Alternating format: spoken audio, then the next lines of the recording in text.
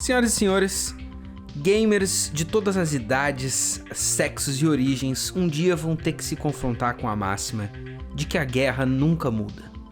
A guerra nunca muda e suas consequências sempre são as mesmas. Hoje visitaremos um mundo fictício que é justamente sobre a sequência direta de uma guerra entre superpotências. Esse é o mundo de Fallout, que estreia mais ou menos nessa semana com uma incrível série supostamente feita pela Amazon Prime. Descobriremos neste programa tudo o que tu precisa saber para chegar na série do Fallout com um conhecimento básico. Eu espero que tu que nunca jogou o game em nenhuma das suas formas, em nenhum dos seus consoles, vá pisar no primeiro episódio da série confortável com o mundo, e tu que já jogou o game, saia daqui com tudo relembrado, bem informado e quem sabe até sabendo de alguma coisa que tu não sabia antes. Para contar essa história em todos os seus detalhes, trouxe aqui meu copiloto atômico, ele mesmo, o senador Talecos JP. Meu senador, como que tu tá te sentindo no episódio de hoje? Cara, estou me sentindo feliz falar novamente de uma série que a gente adora. Eu amo Fallout, é uma coisa que eu descobri ali na época clássica do 360 e desde então carrego dentro do meu coração e nunca vou esquecer.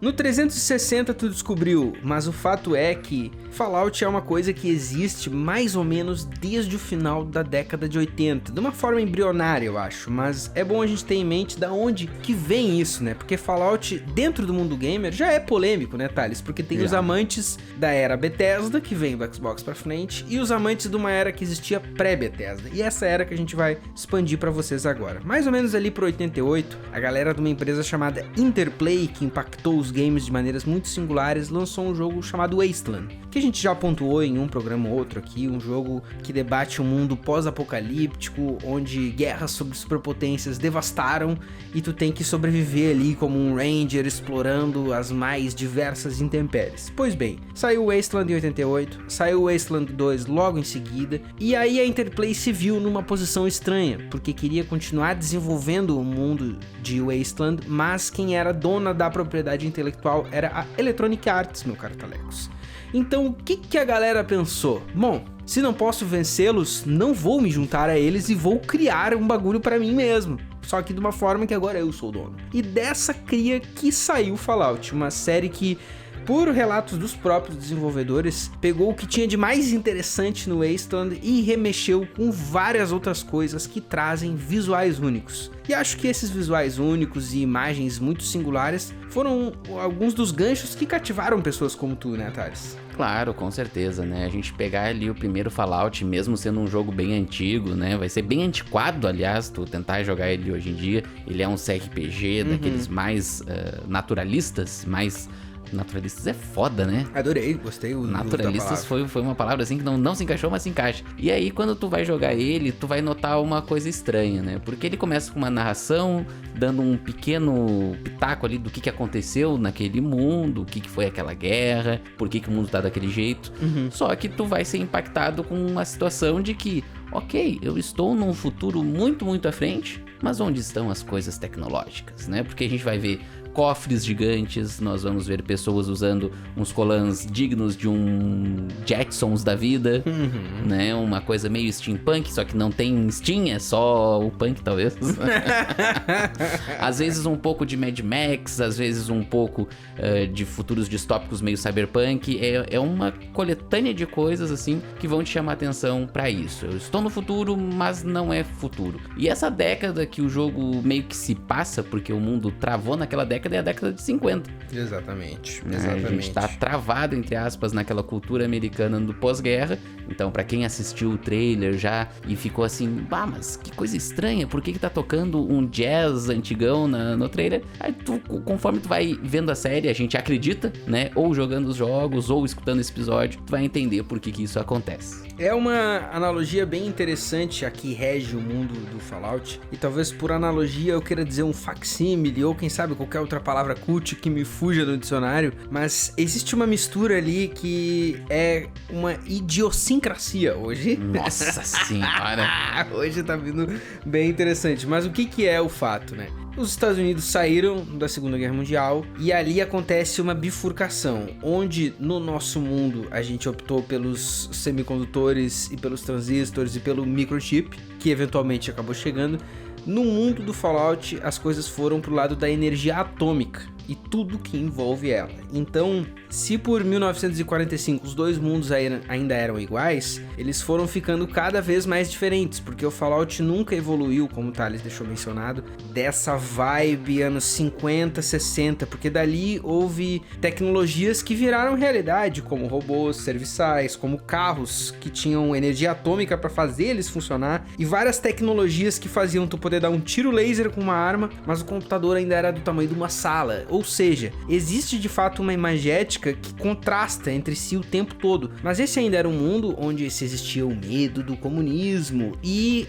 eu acho que o ponto que é importante de pegar quando se fala de recursos nesse momento da história é que quando se usa energia atômica de uma maneira desregulada, como foi no mundo do Fallout, secou os recursos completamente do planeta, né? Então a gente vê o mundo do Fallout, ele é um mundo de vários estágios, mas o mundo que vai ser visto na série e o que tu explora nos jogos, ele é um pós-moderno, porque o moderno do Fallout seria mais ou menos por volta de 2070, que já é muito moderno para os nossos períodos de hoje, 2024, mas pra eles ainda era um 2070 regido com um jazzinho bem sereno e... televisões em preto e branco. televisões em preto e branco, por exemplo, um estilo mais no ar, as coisas. Mas daí ali em 2077, finalmente acontece a grande guerra que rege o mundo do Fallout. É interessante também pontuar, eu acho que a gente pensa em Guerra Fria e em paranoia desse período e é muito Estados Unidos e Rússia. Mas no jogo tem outro oponente, né, Thales? Qual que é esse oponente?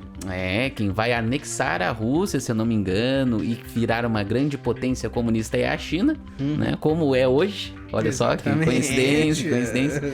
Enquanto os Estados Unidos, né, tenta se defender ali da ameaça vermelha, que nem eles chamam no jogo. E isso aí também é um caso, né, que se no nosso mundo, na década de 90, a gente teve o final da Guerra Fria, no mundo de Fallout a Guerra Fria nunca terminou, né, e ela só vai terminar então em 2077, como tu falou, com a Grande Guerra, que vai ser literalmente a última grande guerra do ser humano. Exatamente, é importante entender o tamanho dessa guerra pra sacar o tamanho do mundo no qual a gente vive e por que ele é do jeito que a gente vive dentro do universo de Fallout, né? É interessante, assim, saber sobre essa guerra que os jogos, eles contam essa história do antes, do passado desse mundo de pinga-pinga. Tu tem que estar bem atrás e bem interessado em saber o que aconteceu antes.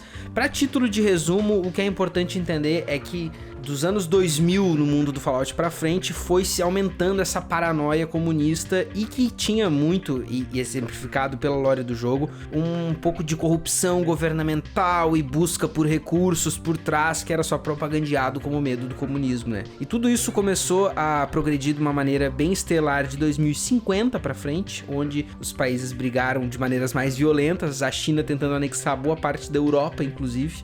A Europa é um país sozinho. É um país sozinho, exatamente. E em 2070 ali, até 2077 é quando começa a aquecer a guerra de fato.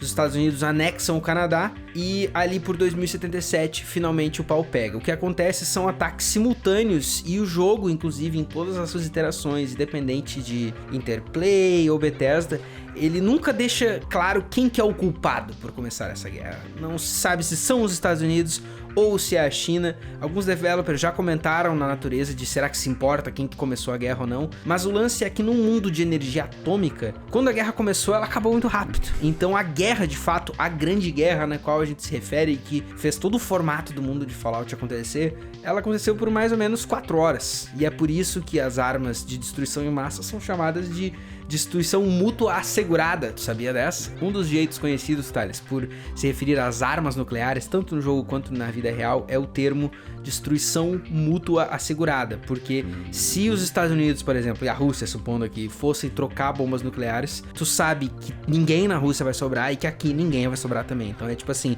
tudo acabou, destruição mútua assegurada. E nesse caso, foi exatamente o que aconteceu. Inclusive tem uma curiosidade aqui que a gente já até citou ele, o nosso careca bonzão, o Tim Kaine, ele tem um canal no YouTube e ele fala de muitas coisas de development. Nesse canal e em entrevistas ele falou que se pá foi a China que lançou o primeiro míssil, mas tem que se ligar muito em qual a posição que os Estados Unidos deixaram a China pra China ter que lançar o míssil. Então o lance é que na Grande Guerra, que a gente não vive no jogo, a gente só escuta falar, aconteceram por 4 horas trocas de mísseis ininterruptas que devastaram os Estados Unidos e que provavelmente devastaram a China, a gente nunca sabe porque no jogo nunca foi lá, né? Como que ficaram os Estados Unidos, Thales? Além de clássicos como Nova York demolida, o que tu pode contar pra nós? Bom, então após uma guerra nuclear, se a gente para pra pensar em Hiroshima e Nagasaki, o que sobra é uma terra devastada, Exato. Completamente nuclearizada e assim, ó, tu olha pra frente, tu só vê rocha e areia, porque nada se cria dali durante muitos anos, né? Leva muito tempo pra um lugar que foi afetado por uma bomba atômica, ou até mesmo Chernobyl, que na nossa vida real, né? Lá tá a cidade parada, ninguém habita lá e tudo mais. Então, os Estados Unidos viram uma grande rocha cinza, sem vida e tudo mais, com alguns poréns, né? A gente vai, conforme tu vai jogando ou vendo a série e tudo mais, a gente vai acabar descobrindo que existem alguns poréns no estar totalmente destruído, mas uma bomba atômica caindo, tipo assim, na tua cidade e na cidade vizinha, realmente não vai sobrar nada. Né? Não vai sobrar absolutamente nada. E o único desses poréns que a gente vai desvendar pra vocês é o que traz a gota de água que é a vida desse jogo. Porque, pô,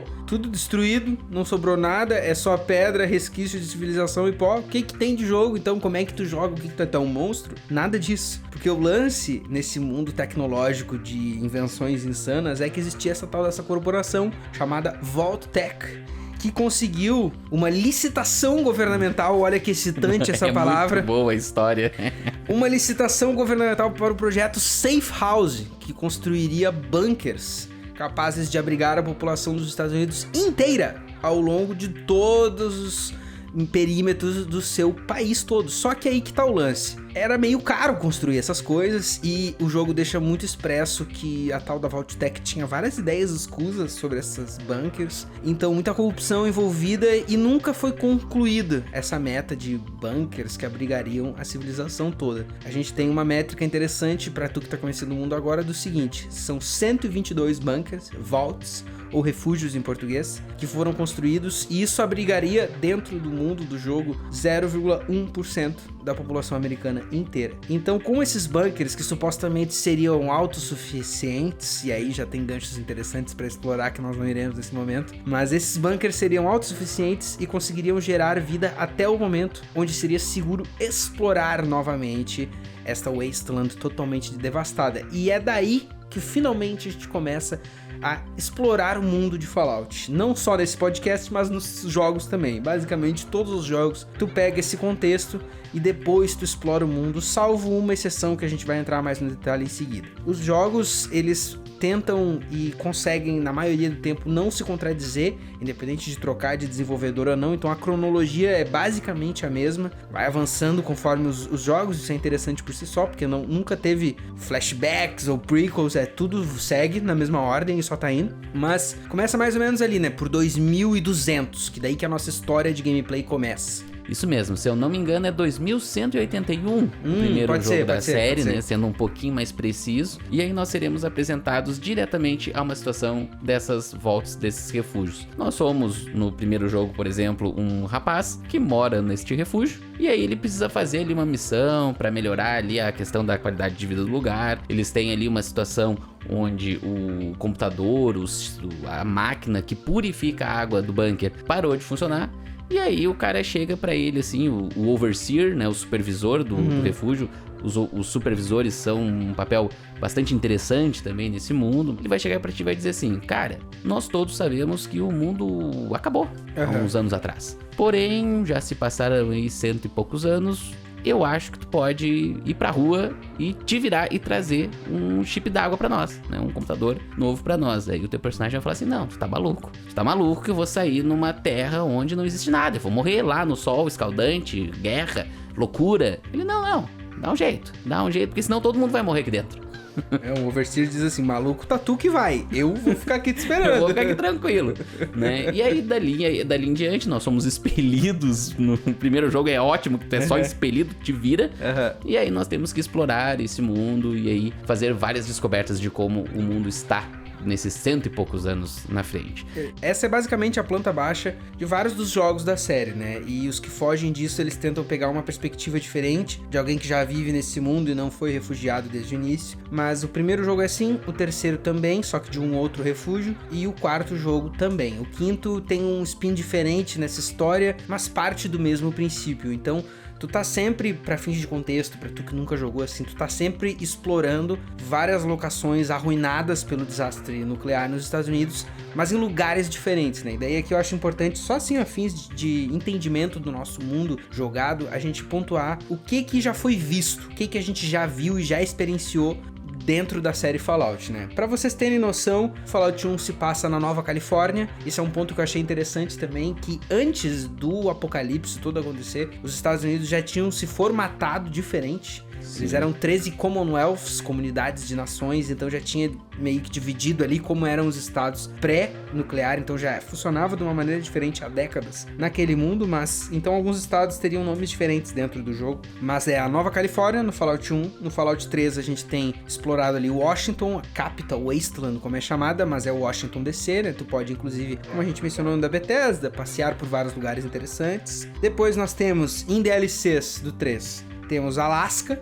onde aconteceu a primeira invasão chinesa e última, porque não durou muito mais tempo a guerra. Esse é uma das poucas prequelas que a gente vê no jogo, né? De fato. A gente, numa situação ali, a gente acessa um computador que permite a gente jogar uma missão de soldado. É um jogo dentro do jogo, é verdade. É um jogo dentro do jogo, onde a gente vê o Alasca e aí a gente vê um pouquinho antes da Grande Guerra acontecer. Exatamente. Mas é uma DLC bem curta, diga-se de passagem. Aí tem uma que o Thales gosta muito, eu ainda quero ter a experiência, que é a DLC The Pit, que é do 3, e mostra como ficou Pittsburgh, que tem uma história interessante ali por trás. Aí depois nós temos uma outra locação que foi visitada, essa eu joguei e gosto muito, Point Lookout, é uma DLC do Fallout 3 e ela explora Maryland, nos Estados Unidos. Tem uma vibe bem praiesca, interessante, cidade de praia, assim, bem legal, bem bonita, tem pântanos ali pertinho de uma seção mais flórida. Aí o causador de corações partidos ao longo de toda a série Fallout é o New Vegas, que se encaixaria como o quarto jogo, mas ele não é o Fallout 4. Exatamente. Ele foi feito por uma outra desenvolvedora, enquanto o Fallout 4 e outros jogos eram cozinhados, e ele se passa em New Vegas, que é ali uma outra parte muito entretente por si só no deserto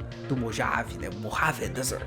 Depois nós temos, ainda no New Vegas, explorado o estado do Utah, com o Zion National Park, que é um outro marco interessantíssimo. Uma terra de canyons e tudo mais, é bem interessante. E no Fallout 4, para encerrar o que já foi explorado, nós temos a Commonwealth de Boston, daí arredores. Fallout 4 também tem essa DLC que vai pro Maine, esse estado que poucos se lembram, mas é o estado do Stephen King, o cara que fez Carrie, ele é do Maine, e ele mora lá hoje, inclusive, então passar pela casa do Stephen King ele é bem sereno. Essa DLC explorada, Far Harbor é a DLC que explora esse estado, é bem legal. E daí o infame Fallout 76, por fim, de todas as locações exploradas, é um jogo que explora o Appalachia lá, quase que a Cordilheira dos Andes dos Estados Unidos, tá? Que é na West Virginia, né? Só a título de curiosidade, a gente vai falar mais da série lá pra frente, mas a série vai explorar uma locação nova e não vai usar nenhuma das tramas diretas dos jogos, então se tu tá interessado em ver a série, mas é que daí os games vai ser uma história completamente nova e a locação é Los Angeles. Eu acho interessante eles mostrarem Los Angeles, né, pra gente ver como é que era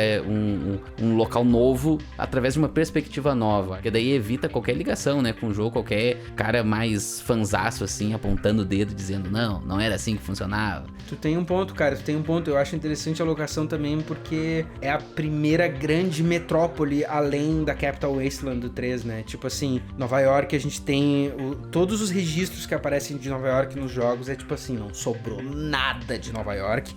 As grandes capitais, né, um pequeno parêntese, as grandes capitais, obviamente, numa guerra nuclear, são um foco alvo, de qualquer ogiva nuclear, né, então tu pensa nos Estados Unidos com as suas grandes metrópoles, praticamente todas elas foram miradas pela China, assim como todas as metrópoles da China foram miradas pelos Estados Unidos. Claro, logicamente, então é interessante, assim, esse centro, que, Los Angeles talvez não seja tão importante quanto Nova York, quanto Washington, mas é um centro cultural, pelo menos na nossa cronologia, na nossa timeline, né, então é interessante, assim, ver como eles vão vão abordar isso. Mas os jogos, e aí aqui a gente pode assim pintar pra vocês um pouco da experiência de como é jogar eles. Eu tenho um ponto de entrada diferente do Thales, como a gente já mencionou, e eu acho que isso talvez faça a gente perceber coisas diferentes nos jogos, mas eu acho que eles são jogos, acima de tudo, Thales, se passar a minha perspectiva, depois tu dá o teu papo, mas eu acho que eles passam uma mensagem principal. Se eu fosse definir um tema principal, é esperança na tragédia. Interessante. Se tu for ver, tipo assim, o terceiro, o quarto jogo e o New Vegas também, eles te põem no início numa posição de que tu tá up against it, tá tudo contra ti, e tu tá numa situação extremamente inóspita, e os finais, entre aspas, bons, eles mostram que não, ainda existe uma esperança, nós somos talvez a força da esperança, dependendo do final do jogo específico ali. Existe um motivo pelo qual tu lutar naquele mundo devastado. Exatamente. É uma boa perspectiva, realmente. E o que tu percebe, assim, que te... Se tu parar pra pensar, o que foi o grande gancho pra te pegar no Fallout? Cara, a primeira coisa dele foi a capa, né? A capa do jogo do 3. A capa do jogo do 3, ela, pra quem não tá ligado, ela é só uma Power Armor, né? Quem viu o trailer da série provavelmente vai ver isso aí, vai ficar assim, gostei disso aí. É tipo um clone do Star Wars, só que muito bombado. Isso. Com vários graus de titânio protegendo ele. E aí a capa me chamou a atenção, fui jogar, e aí todo o prólogo ali do Fallout 3, ele é muito interessante, a gente falou aqui inúmeras vezes já, quem for jogar vai ver o que eu tô falando, mas me pegou bastante o gameplay dele. Eu nunca tinha jogado um RPG, eu nunca tinha jogado um jogo com tantas possibilidades de fazer um personagem e escolhas pra fazer no jogo, e aí eu acho que isso entra um pouco em contato com o que tu falou, da questão de ter algo pelo que lutar, porque a trama do 3, né, ela é uma trama que te dá um bom motivo pra tu seguir a história principal. E aí, conforme tu vai descobrindo outras coisas, tu vai ficando sempre cada vez mais interessado no mundo, até o ponto onde tu tá lendo cada coisa de computador dentro do jogo. Eu sei que eu tô falando aqui um pouco mais de gameplay, mas é uma situação muito interessante, porque tu pode jogar o jogo num modo Rambo, jogando ele como um jogo de tiro, né? Os jogos anteriores, como a gente falou, eles eram RPGs mais clássicos, de turno e tudo mais. O 3 ali, ele já é um jogo em primeira pessoa, ou terceira pessoa, independente, é um jogo de tiro, de qualquer forma. E aí tu consegue fazer isso. Então, quer jogar Rambo? Tu vai conseguir jogar Rambo, tu vai ter experiências incríveis dentro de algumas limitações de gameplay, mas tu vai estar lutando contra monstros gigantes com uma arma laser. Agora, tu quer ser o cara da língua de prata e fazer as pessoas às vezes cometerem atos horríveis ou muito bons, tu consegue. Exatamente. E aí, conforme a gente vai avançando no jogo, a gente vai vendo as pequenas comunidades que vão se formando, pô, é legal tu ajudar a galera, tá ligado? Eu sou uma pessoa boa em todos os Fallouts, então eu ajudo todo mundo. Agora, se tu quiser ser o Javier Milei e destruir todas as comunidades, tu também pode. Então, assim, quem for jogar o jogo vai ser muito bem abraçado por uma vasta gama de possibilidades, eu diria assim. Eu acho que é bem por aí mesmo, e eu acho que foi isso que me conquistou no 4, que já era um jogo infame, né? Quando eu fui botar a minha mão nele, que foi 2017, mais ou menos. Ele já era um jogo conhecido pelo seu lançamento terrível, e porque muita gente preferia a versão da Bethesda mais dark. O 4 é um jogo que ele tem uma gama mais vasta de cores na cara dele. Eu acho que ele é um jogo bem dark em vários momentos, assim como o 3, mas em vários outros momentos ele é muito mais shiny, e ele obviamente teve um tratamento estético diferente pra passar a vibe de Boston, pra não repetir as ideias e tal.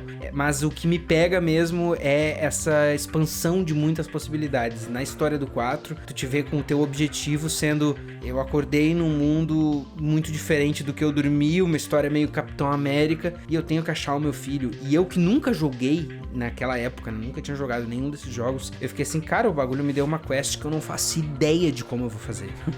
Saca? E isso é um combustível que pra mim funcionou muito, porque não só eu queria conhecer aquele mundo, como eu queria, tipo assim, em algum lugar vai ter que estar a resposta do que eu vou fazer. Antes de eu saber que tinha hubs, que podia só seguir a quest muito óbvio, antes de pegar as manhas de como jogar, essa curiosidade e simplesmente a vastidão do mundo foram o que me pegaram, assim, que são coisas que eu vejo que os trailers até têm tentado passar, com as suas limitações de ser um trailer e de coisas que não tem como ele fazer tu sentir, como por exemplo, assim, tu deve ter sentido em algum momento no 3 isso, vários momentos. Aquela sensação que eu tinha no 4 de eu tô em primeira pessoa, eu tô dentro da minha Power Armor, que é a minha casinha móvel, bem dizer, tô protegido, tô armado. E eu subo um topo de uma montanha, assim, e eu olho e eu, cara, daqui pra frente eu tenho muitas casas e coisas e pessoas que eu vou falar e eu não sei o que vai acontecer. Isso é muito insano e é uma coisa que dificilmente uma série vai conseguir fazer tu passar, porque no nosso caso, de tu que é o jogador ou a jogadora, é tu ali. É tu que vai viver todas essas experiências. E eu acho que esse é um lance que talvez a gente possa estar parecendo muito idealista, mas eu acho que a série Fallout, quando tu te entrega pra jogar, assim, entender que é um RPG de ação e que tu vai poder jogar mais RPG ou mais ação, mas que tu tem que viver aquilo ali, ela consegue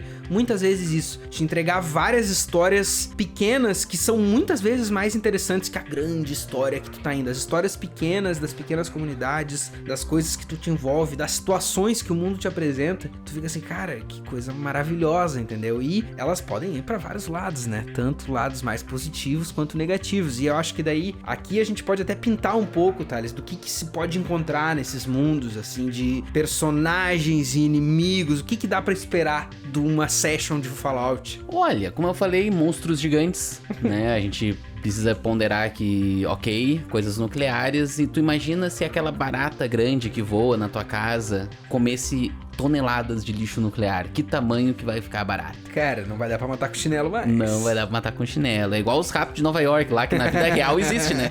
Na vida real, os ratos lá em Nova York, pá, os bichos são do tamanho do armário. Não, tu mata eles dropam uma humanidade, né? Dark Souls, o bagulho, simplesmente. Assim. Então teremos monstros gigantes, teremos, como eu falei lá no começo, um pouco de estética Mad Max às vezes, né? Afinal, tu imagina as pessoas que ficaram largadas naquele mundo, ou que ficaram em algum lugar que talvez não foi afetado pela bomba, mas eles tiveram que aprender a viver num mundo devastado. Então, usar uma roupinha de couro e um moicano deve ser muito tri. É. E usar todos os tipos de armas pra escravizar outras pessoas. Não sei se é muito tri. Não é muito tri, com certeza. Mas, né, é a forma como eles acharam de viver. E aí, o jogador, você que estará jogando, vai decidir se vai se aliar a eles ou explodir a cabeça de todo mundo.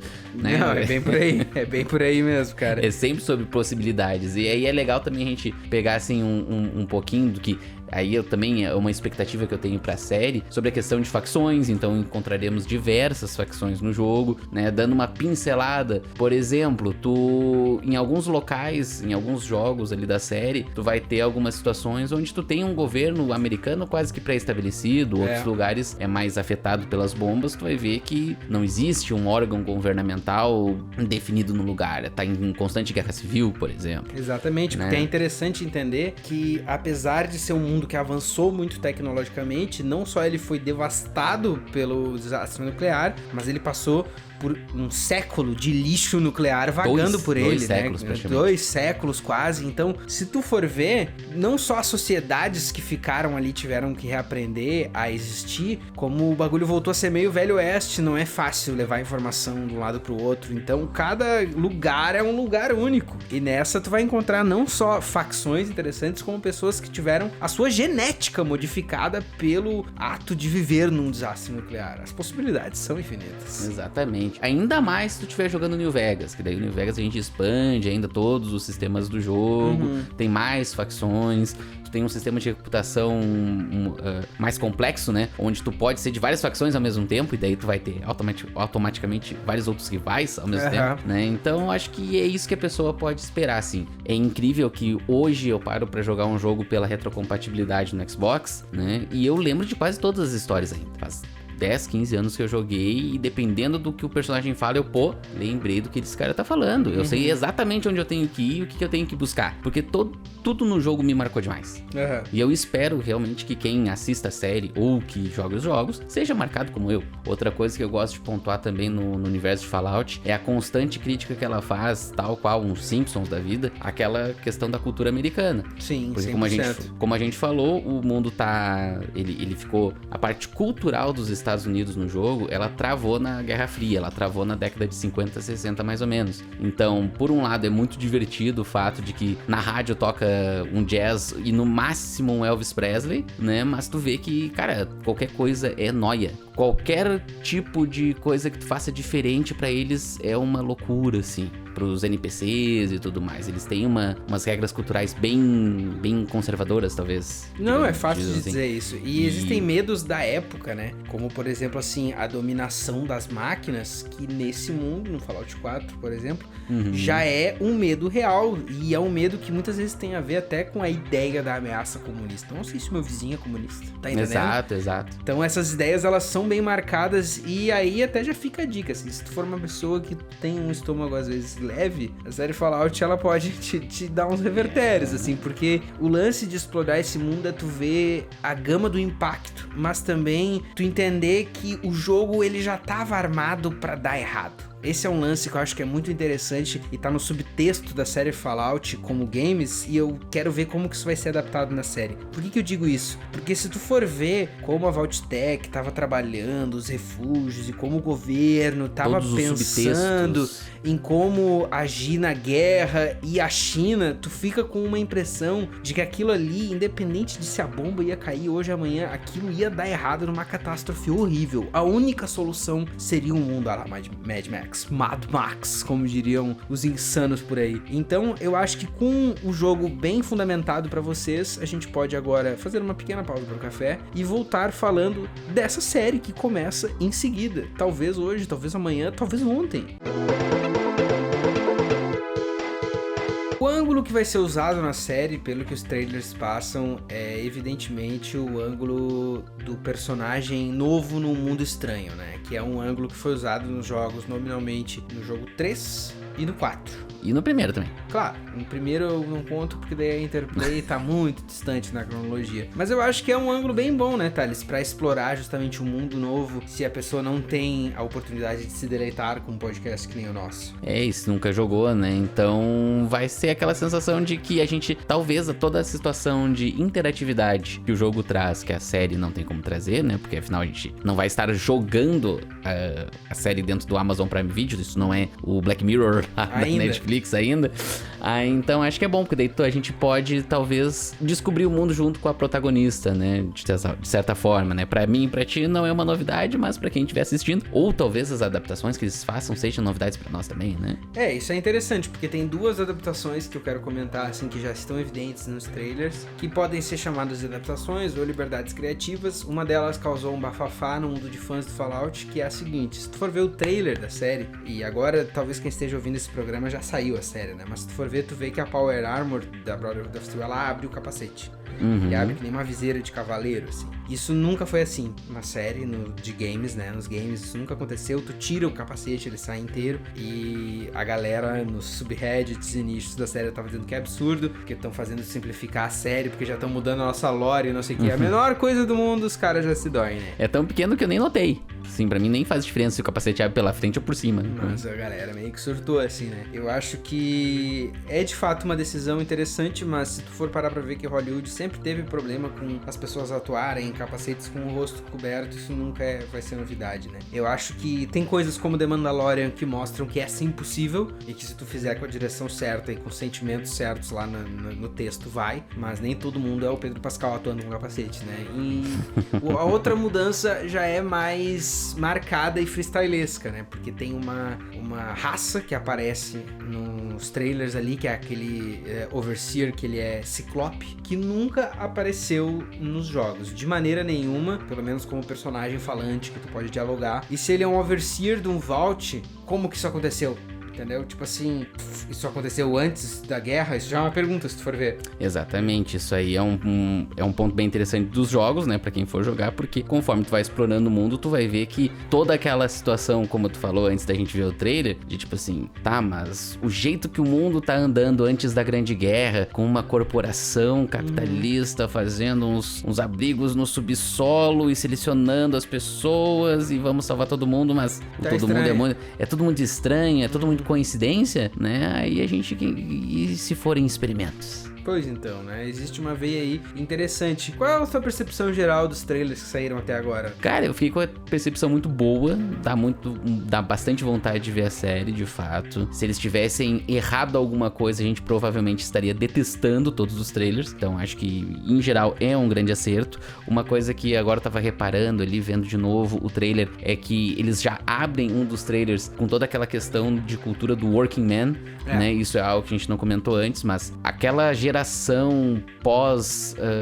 do pós-guerra que existe na nossa vida real, tipo a galera ali dos anos 60, 70, de que não, trabalho, meritocracia, a família que trabalha vai ser uma família bem-sucedida. Isso acontece nos jogos, né? Então, porque isso é a cultura que eles estavam envolvidos e a série deixou isso bem claro. São praticamente toda a cena de abertura falando, não, nós somos os americanos, trabalhadores. Hard workers.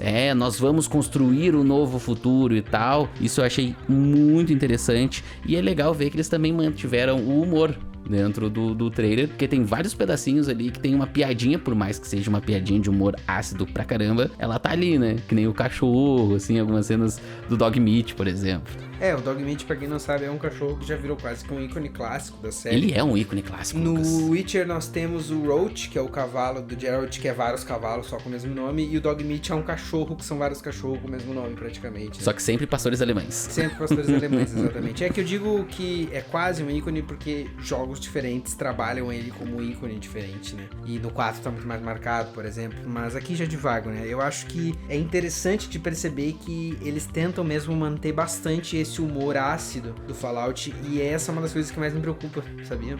Por quê? Eu acho que esse é um humor que ele é difícil de tu pegar ele certinho. Tipo assim, a caneta por trás do Fallout 3 e do New Vegas, ela é vastamente diferente, mas ela mantém isso. A caneta do 4, ela mantém isso com graus moderados de sucesso. Em alguns momentos ela consegue fazer isso mais forte, em outros momentos ela consegue fazer isso bem pior. E eu acho que na TV, assim, falando nos termos mais francos que eu posso, existe uma fina linha da onde tu cruza e só fica cringe, entendeu? É que nem tu já conheceu uma pessoa que em 3 minutos de conversa ela te diz, ai, que o meu humor é meio ácido. Geralmente essa pessoa ela não é muito legal, ela tá te falando isso quando tu recém conheceu ela, entendeu? Tu sabe que tu reconheceu um tipo de pessoa, né? Sim, eu não precisei dar nenhum nome, porque eu não tenho um na cabeça. Isso é um tipo de pessoa. Sabe aquela, tipo assim, tu não consegue me aguentar no meu pior, tu não merece o meu melhor, assim. Tipo, o meu humor é ácido. Não, às vezes tu só tá sendo meio escrota mesmo. Só que na TV, esse humor ácido, se ele não é bem certinho, ele é só... Tu tá sendo sem graça, tipo, não tem graça, entendeu? Então, nos trailers eu acho que funcionou muito bem, tá? Eu não estou criticando trailer nenhum aqui. Achei que funcionou muito bem, até a Amazon se fez piada ali, o estúdio por trás do The Boys e do Free to Day Shipping, tipo assim, nós somos a Amazon, guys, a gente faz piadas, kkk, o Jeff Bezos é o nosso presidente, guys, a gente é humor. Tudo bem, entendi, legal e tal, mas os trailers eu concordo contigo, cara, eles estão bem bons. Eu acho que é interessante de dar nota também a vocês aí que olharam alguma imagem dos jogos na nossa tela, ou fizeram um googlezinho rápido, que tu vai perceber que cada jogo tem uma direção de arte bem focada, com exceção do 76, que é meio que um repacote ali do que já existia, mas o 3 ele tem uma direção de arte bem sinalizada por um verde e um escuro. O New Vegas ele tem uma direção de arte que é sinalizada daí por uma coisa mais amarela, dourada, mais dia, mais clara, assim. E o 4 ele talvez é uma mistura dessas duas, mas com uma saturação, quando é dia é um dia lindo e quando é uma tempestade é a pior que tu já viu, assim. Ele brinca bastante com esses contrastes. Na minha opinião, a série ela tá pegando sim uma veia bem parecida com o 4, mas eu senti, talvez pelo aspecto Los Angeles, Califórnia, que tem um amarelo bem presente na cor desses trailers, nos dois inclusive. Então eu consigo ver assim eles indo por um lado mais puxando o Fallout mais nessa direção Velho Oeste, entendeu? Sim, é um tipo de imagética que remete bastante ao New Vegas mesmo, né? O New Vegas e talvez o primeiro e o segundo, que por mais que a gente tenha jogado pouco, é mais Califórnia, é mais pra aquele lado dos Estados Unidos, e aí acaba reinando ali aquela coisa Velho Oeste mesmo, pistoleiros e tudo mais. Total. Mas a saturação é do 4 do 76. A saturação carcada, assim, tu vê o azul da roupa da Vault Dweller lá que aparece sim, o azulão. É muito azul. Tu vê a roupa do cara é meio um tom de bege, mas é muito bege. As coisas são usadas, elas são muito usadas. Tipo assim, as armaduras Power Armor que apareceram, essas aqui estão gastas, essas aqui viram coisa. assim. Essa é uma outra coisa que eu acho que é bem legal nesses jogos, que é o senso de escala. Aí eu citei bastante Duna nos últimos episódios, mas Duna também é uma coisa que visualmente sempre tenta te passar uma coisa assim, meu, esse mundo existe há 10 mil anos, isso aqui existe há muito tempo. Sim. E Fallout eu gosto dessa ideia de que o mundo, ele te passa muito uma vibe, cara, nos últimos 100, cento e tantos anos, isso aqui foi inabitado, ou foi habitado da maneira mais inóspita do mundo. Baratas gigantes caminham aqui, entendeu? É muito legal ver que os personagens de fora dos recintos, de fora dos abrigos, eles são bem setados naquele mundo, e aí isso vai permitir que eles ensinem e até caçoem da nossa Vault Dweller naquele mundo de fora. Que é uma experiência bem similar em alguns dos jogos. Exatamente, né? exatamente. De as pessoas perceberem que tu é um estranho numa terra estranha e elas querem tirar essa vantagem de ti. Eu acho interessante só pontuar algumas coisas. Uma que eu fiquei sabendo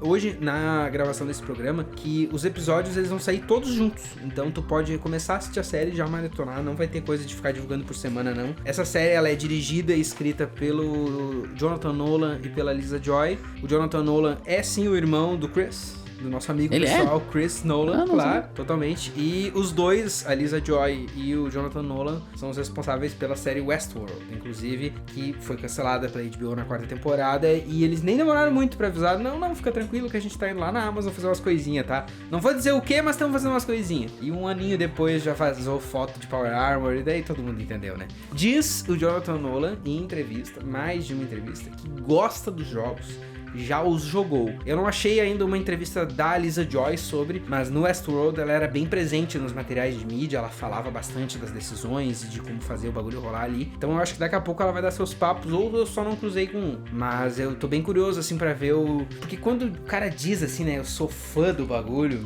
É curioso, né? E tem aí um caso recente que é a série do Witcher, a qual eu nunca assisti, mas que é muito conhecida pela equipe ter declarado várias vezes que não gostava do material. Não, a gente não jogou, a gente não gosta dos livros, só um de nós leu. Então, até foi muito publicizado, até os fãs odeiam o bagulho, porque como assim vocês estão me dizendo que vocês não gostam da série, que vocês estão adaptando pra mim, entendeu?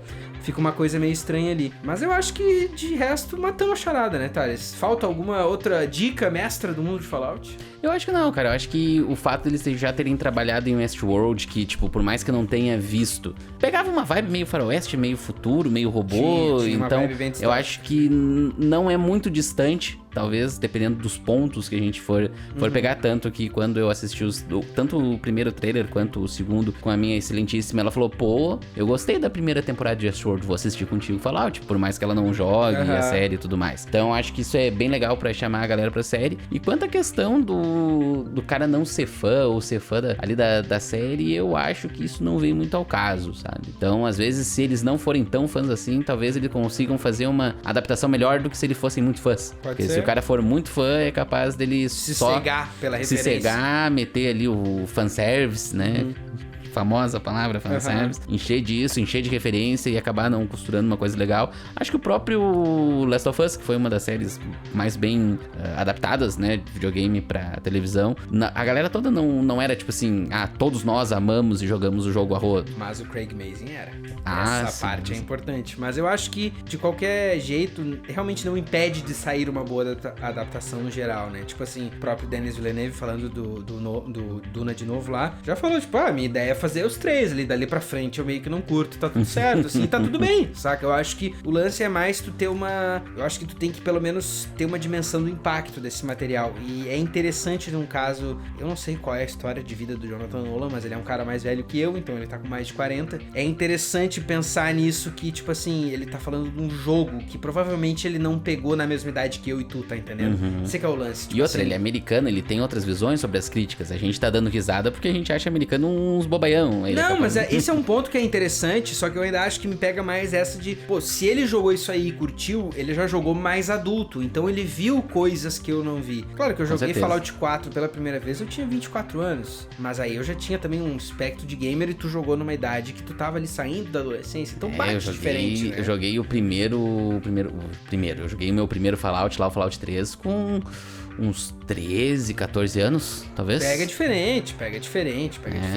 Eu fui jogar o 4 depois de uma década querendo jogar e só não tendo um console. Então, pô... E sabe o que foi doido pra mim? Porque eu sendo um cara mais novo, né? Pô, 14 anos jogando um jogo de guerra muito violento, diga-se de passagem, né? Pá, eu fiquei bem impactado com as coisas que eu vi. Tu ficou, cara? Era de impactar, sim. Principalmente as volts, né? Mas ele tem uns cenários bem interessantes que a gente não vai entrar dessa vez, porque vocês têm que descobrir sozinhos. Mas eu acho que com essa tá pronto. O guia completo de vocês é explorem Fallout a rodo. É um mundo que é cheio de tragédias e de histórias positivas. E de resto, fecha aí pra nós, Talecos. Deixa um recado pra nação. Boa noite, gamer.